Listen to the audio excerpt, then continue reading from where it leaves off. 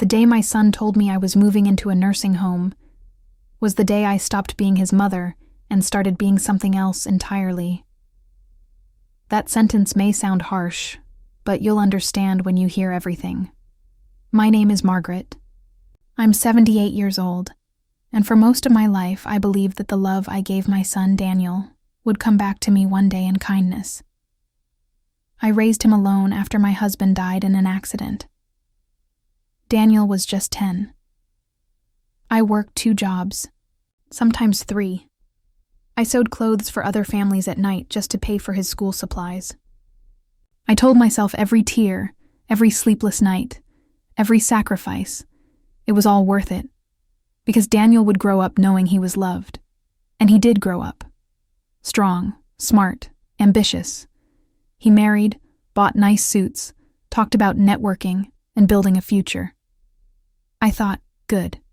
I gave him wings. He's flying. But what I didn't realize was this. When you give someone wings, sometimes they fly so far they forget where home is. I should have seen the signs earlier. It started with phone calls. Shorter, colder. Hi, Mom. Can't talk. I'm busy. Then visits became rarer. He'd drop by, but only if he needed something, a favor, a document, a little money to tide him over. I told myself it was normal. Children grow up. They get busy. But inside, a part of me whispered, he's pulling away. The day it became undeniable was the day I fell in the kitchen. It wasn't serious, just a slip. But I couldn't get up on my own. I sat there on the tile, calling Daniel. He answered. On the 3rd try, his voice irritated. Mom, I'm in a meeting. Can this wait? I wanted to scream. I was on the floor. I needed him. But instead, I swallowed my pride and said softly, no, it's fine. Forget it. I dragged myself to a chair that day. My knees burned. My heart ached worse. Weeks later, he came by with his wife. They sat me down at the kitchen table. Daniel cleared his throat, looked anywhere but my eyes. Mom, you can't stay here anymore. It's not safe. You're forgetful. The stairs are dangerous. I've found you a good nursing home. You'll be safer there. Safer. That word again. But I heard the truth beneath it. You're inconvenient. You're in my way. You don't belong here anymore. My house, the house I'd paid off with years of sacrifice, was already signed over to him. I'd done it years before, thinking it was good estate planning. I thought it would keep him secure. Instead, it secured my exile. I sat at that table, nodding as if I agreed, but inside, something cracked. It wasn't just disappointment. It wasn't just sadness. It was betrayal. They moved me within a week. The nursing home was fine, clean enough, staff polite enough, but it wasn't home. Home was the smell of my rose bushes, the creak of my old stairs, the family photographs lining the hallway. Now I stared at beige walls, buzzed by fluorescent lights, surrounded by strangers waiting for their last days. The first night, I cried into my pillow. Quietly, so no one would hear. I thought about Daniel sleeping in my bed, eating in my kitchen, tearing out my rose bushes like weeds. And I thought, is this how it ends? All my sacrifices, all my love, and this is my reward? Days passed. I watched other residents. Some had families visiting every day, bringing flowers, laughter, warmth. Others, like me, sat by the window and watched time drip by. Then one afternoon, as I pretended to knit in the lounge, I overheard 2 nurses talking. Did you hear about Mrs. Collins? Changed her will right here last week. Left everything to her church because her kids dumped her. Something stirred in me. A spark.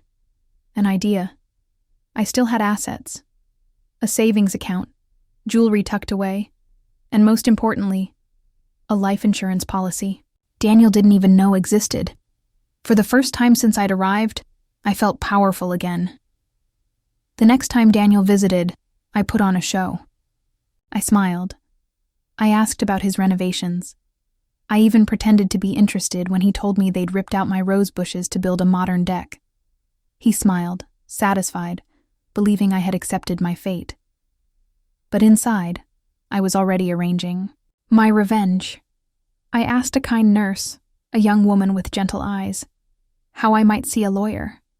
She whispered that a notary could come right to the nursing home. She didn't ask questions. She just said, "You have rights. Don't forget that." Bless her soul. A week later, a lawyer sat with me in my little room. His pen hovered over fresh documents. I didn't cut Daniel out completely. That would have been too obvious, too bitter. Instead, I rewrote everything. The bulk of my savings to a scholarship fund for single mothers. My jewelry to my niece, the only family member who still sent me Christmas cards. My life insurance to a staff fund for the nursing home workers who actually cared for me. And for Daniel, $1. Enough to prevent him from contesting the will. I signed with a steady hand, and for the first time in months, I slept in peace. Now I want you to understand something. This wasn't just revenge. It was a lifetime of reflection. I thought about little Daniel, the boy who used to run into my arms after school, his face smeared with chocolate. The boy who cried when his father died, clutching me and whispering, "Don't leave me too, Mom." That boy had grown into a man who saw me as a burden. And I asked myself, over and over, where did I go wrong? Maybe I loved him too much. Maybe I gave him too much, too easily. Maybe I never taught him that love must be earned, not assumed. But here's the truth. Regret will rot your bones if you let it, and I refused to let it rot mine. So I turned regret into resolve. Months later, my health began to falter. Hospital visits became frequent. One night, Daniel came to see me. Not out of love, not out of worry, but calculation. He sat by my bed, leaned close and whispered, "Don't worry, Mom. I'll take care of everything when you're gone." I almost laughed. If only he knew. I just nodded and said, "I know you will, Daniel. I know." And then came the day. I was gone. My body gave out, but my spirit had already prepared its last act. Daniel sat across from the lawyer, smug and expectant. He probably imagined himself driving a new car, taking vacations, redecorating my home again. The lawyer cleared his throat, opened the will, and read, "To my son Daniel, who placed me in a nursing home while he enjoyed my home and possessions, I leave $1. May it remind him that love and respect are worth more than wealth. The rest, distributed as planned. To those who had shown kindness, not blood." I wasn't there to see his face, but I can imagine. And sometimes that's enough. So why am I telling you this story? Because betrayal doesn't have to be the end. Because being old doesn't mean being powerless. Because sometimes the best revenge is not anger, not shouting, not fighting, but quiet, calculated justice. Remember this. We may grow frail in body.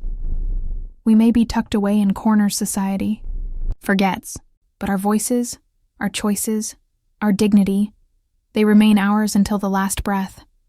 And sometimes, with one signature, we can write an ending they never saw coming.